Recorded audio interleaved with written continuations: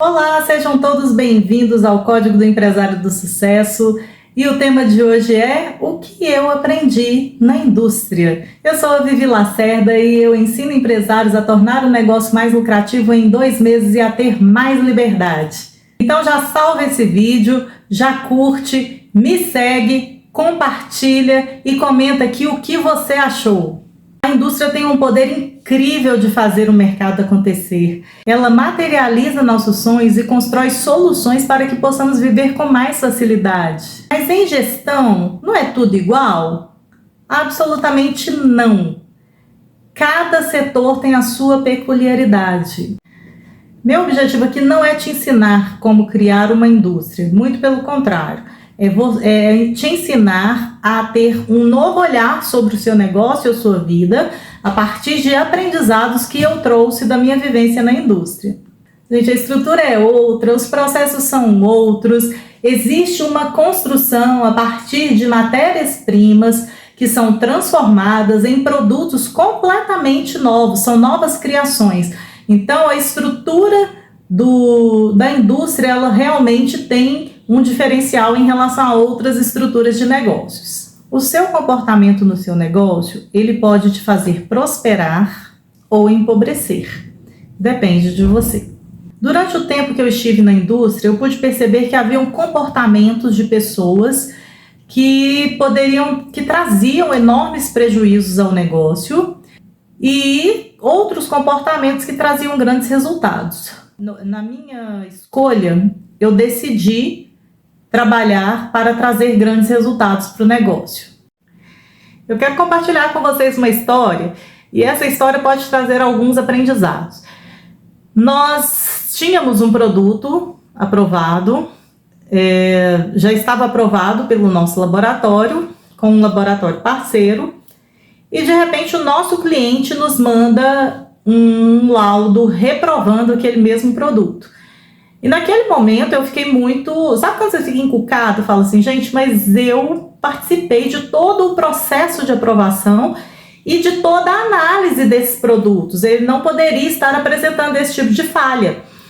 E aí, naquela ocasião, o nosso fornecedor estava na Alemanha e trouxemos esse fornecedor para Belo Horizonte e entramos em contato com o cliente, levamos o fornecedor até o cliente e na nossa reunião ficou, sabe quando fica aquele clima assim, não, mas o seu produto não me atende porque ele está reprovado. E ao mesmo tempo o fornecedor já tinha um laudo aprovado. Isso criou um constrangimento, uma situação de dúvidas, enfim, foi um período de grandes discussões. E naquela ocasião eu percebi que não teria outra forma de resolver que não fosse refazendo todas as análises dos dois lados com o acompanhamento presencial. E foi exatamente essa proposta que eu fiz. E naquele momento nós definimos refazer aquelas análises, o fornecedor acompanharia tanto na minha empresa quanto na empresa do meu cliente e eu também acompanharia tudo presencialmente. A questão é que essas análises não eram análises que se fazem em poucos minutos. São análises de 540 horas, ou seja, 22 dias e meio de análise. Porém, nós decidimos fazer assim mesmo. Então, eu comecei a acompanhar todo o processo, passo a passo, né? Então, diariamente a gente ia presencialmente no nosso cliente acompanhar, o cliente ia até a nossa empresa acompanhar e fomos fazendo todas as etapas daquele processo, a gente tinha as normas a serem seguidas e ok, se passaram os 22 dias e meio e nós marcamos a hora exata de encerrar o teste, né? Encerramos primeiro na minha empresa e em seguida encerramos no fornecedor com acompanhamento presencial. E naquele momento eu fui observar como é que a técnica do meu cliente fazia a finalização do teste. E aí eu descobri exatamente onde estava o problema. Aonde estava o problema? Justamente numa má interpretação da norma. a norma não estava no nosso idioma. Então, a pessoa que fazia o teste não tinha fluência no outro idioma, mas também não fez questão de pegar um dicionário para fazer a tradução. E quando ela pegou a norma, ela entendeu que para fazer o teste, para a conclusão do teste, você precisava fazer a lavagem da peça com esponja abrasiva. E quando eu li a norma falava justamente o contrário. A norma falava justamente que, ao concluir o teste, a peça estaria fragilizada o suficiente para se desfazer caso fosse lavada com esponja abrasiva. E quando eu li aquele trecho para a técnica e expliquei para ela o que estava escrito, ela ficou muito frustrada, porque era uma coisa muito simples, era pegar a norma e ler, não correr o olho, porque quando a gente faz testes e análises, a gente precisa seguir passo a passo o que manda a norma. Enfim, conseguimos resolver, não tomamos aquele prejuízo enorme de todas as devoluções que a empresa se propôs a fazer, porque o produto tinha sido rejeitado. Evitamos uma série de danos, simplesmente porque eu fui lá no campo de batalha. Eu falei, peraí, existe um problema a ser resolvido? Deixa eu conversar com as pessoas que fazem parte desse problema. E deixa eu ver a vida prática da coisa, como é que está funcionando, porque pode ser simplesmente um erro de comunicação, como de fato foi um erro de comunicação. E para resolver isso, nós gastamos um tempo, né?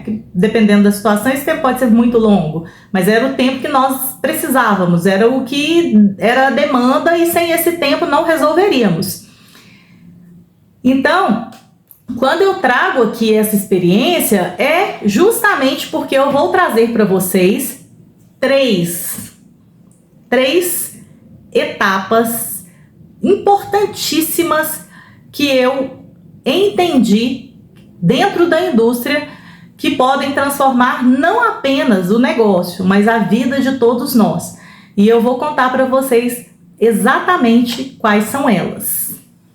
E eu sei que eu estou falando de pessoas, estou falando de comportamento, e você pode estar pensando assim, ai, já estou com birra, gente, não tenho mais paciência para lidar com gente é muito difícil, as pessoas escolheram fazer assim e não querem mudar, e quem sou eu para mudar isso? Não vou gastar minha energia com esse tipo de situação. Porém, eu vou te contar um segredo. Se você é dono do negócio, se você é um empresário, está na sua mão. Só você pode fazer isso.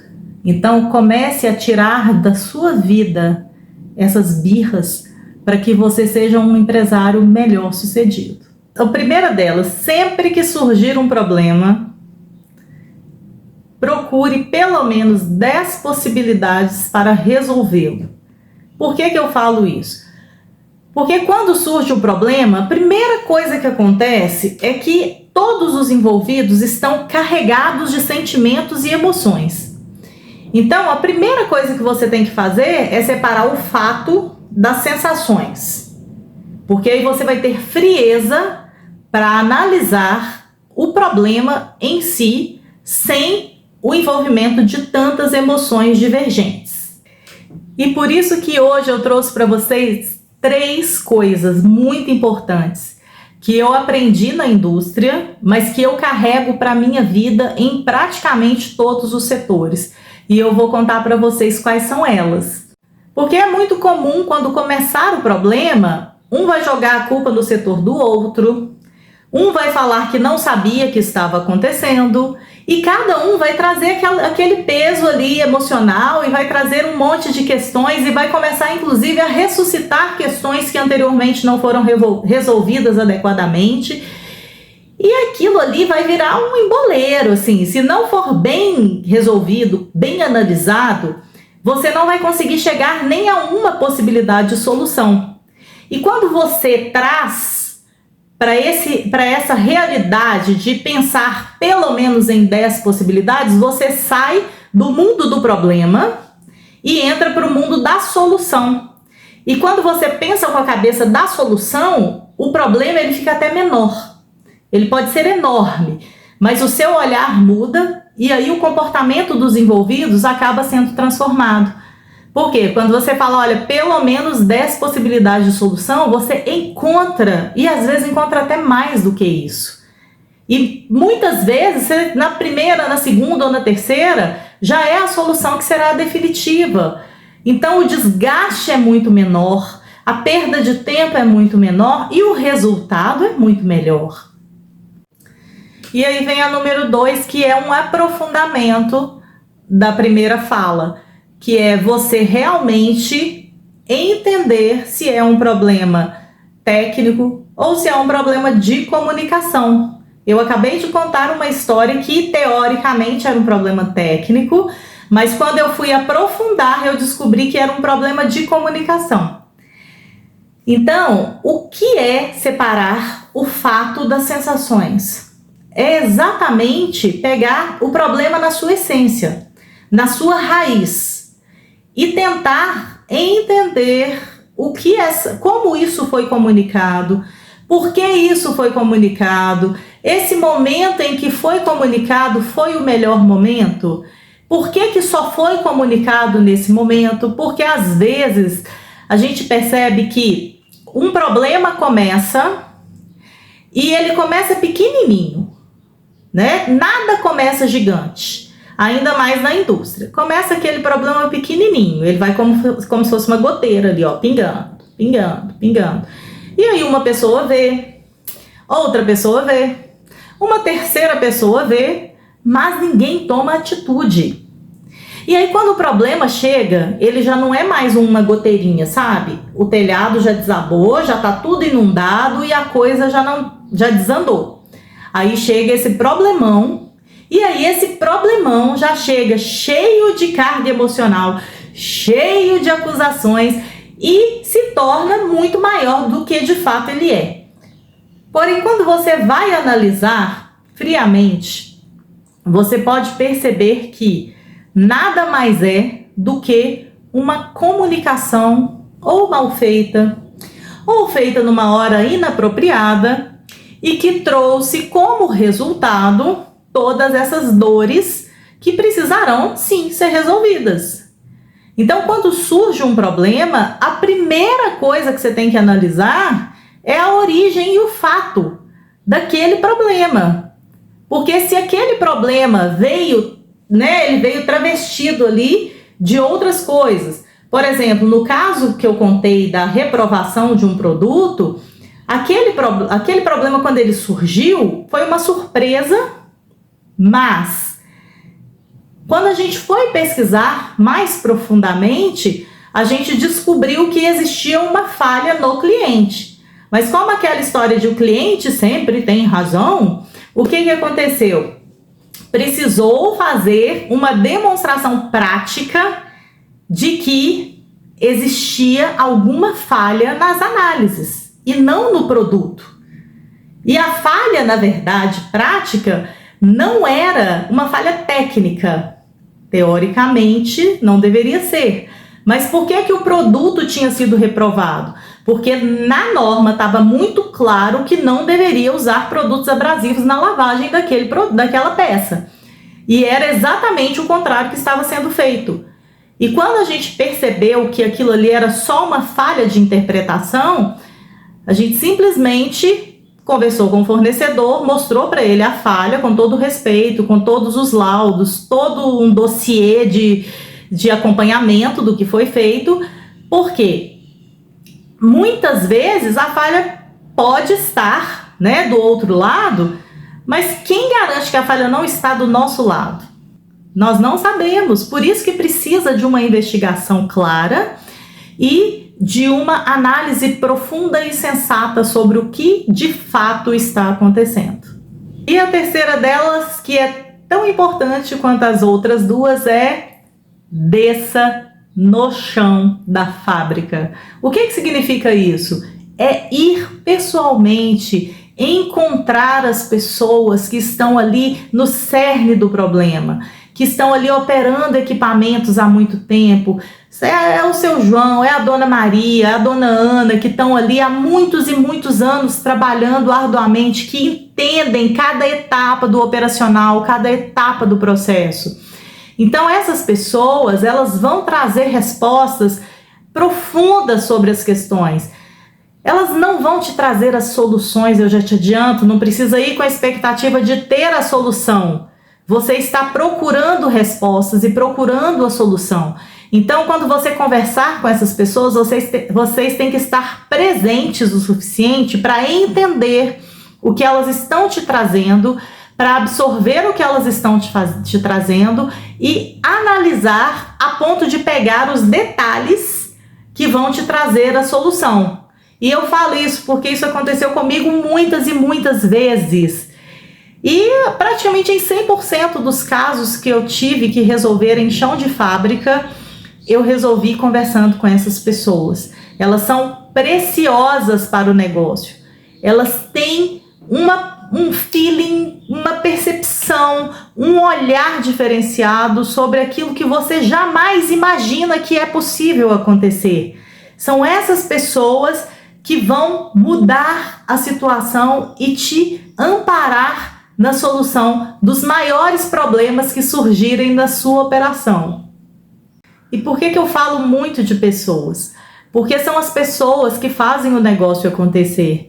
E eu já vi muitos casos que ficaram parados por muito tempo, justamente porque pessoas que estavam ali sempre sentadas, trancadas dentro das suas salas, quando surgia um problema, elas tentavam trazer soluções de ordem teórica para um problema de ordem prática. E o que que isso traz, né, como resultado? Geralmente, um fracasso.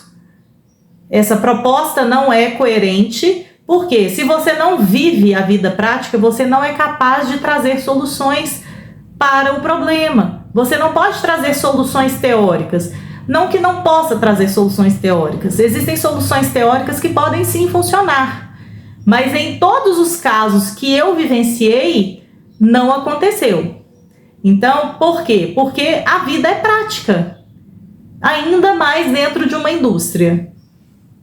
Então, recapitulando essas 3 coisas super importantes que eu aprendi na indústria. A primeira delas que você não pode esquecer e aplicar no seu dia a dia são as 10 possíveis soluções para qualquer problema que surgir na sua vida. A número 2 é: observe se é um problema de comunicação ou se é um problema de ordem técnica antes de tomar qualquer decisão. E a terceira é: desça ao chão da fábrica. O que é isso? Vai lá na raiz do problema, converse com as pessoas certas, faça com que as coisas aconteçam a partir da origem certa. Não vá procurar soluções teóricas para problemas práticos. A sua chance de conseguir resolver vai ser muito menor do que se você realmente viver a prática da coisa e fazer acontecer. E se você já passou por alguma situação parecida e após ouvir o conteúdo aqui ficou pensando no fulano, no ciclano, nas situações que você viveu, conta aqui pra mim nos comentários. E não deixa de salvar esse vídeo, de curtir, de compartilhar e de me seguir para mais conteúdos do tipo. Grande abraço, fiquem com Deus e aguardem o próximo conteúdo. Beijos!